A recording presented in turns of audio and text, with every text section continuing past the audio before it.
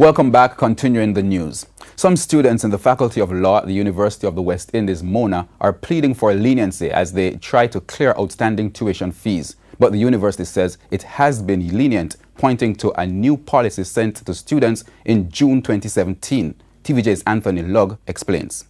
It's crunch time and university students are preparing for exams. But while that's being done, some final year students in the Faculty of Law at the University of the West Indies Mona campus are worried.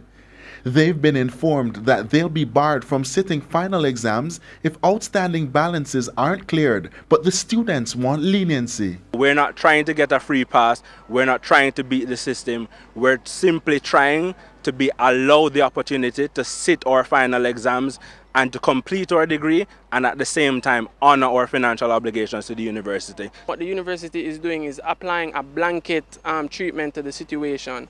Law is 1.3 million per year, and it's actually quoted in US, it's 10,000 US, versus the other programs in the university which are subsidized by the government, 80%. The issue of university students asking for extensions to pay outstanding fees isn't new. Last year, the government intervened after several students were barred from sitting exams. It's not clear if all those fees were paid.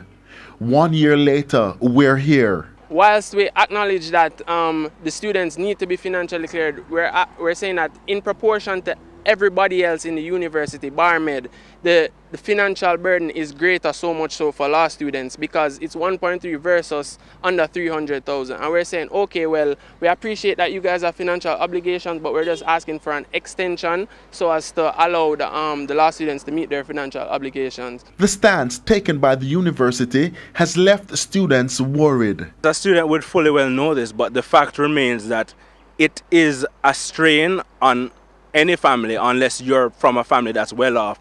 And the very socioeconomic background of most of the students here is that we're all from working class families who will naturally have other students, other children who they'll have to finance and whatever other expenses. So the fact is that the financial burden, regardless of prior awareness, is in fact a strain, and we're just asking for leniency and an extension. In the meantime, Marketing and Communication Manager at the University of the West Indies, Kadian Martin, says students were informed last June that the outstanding fees must be paid before exams.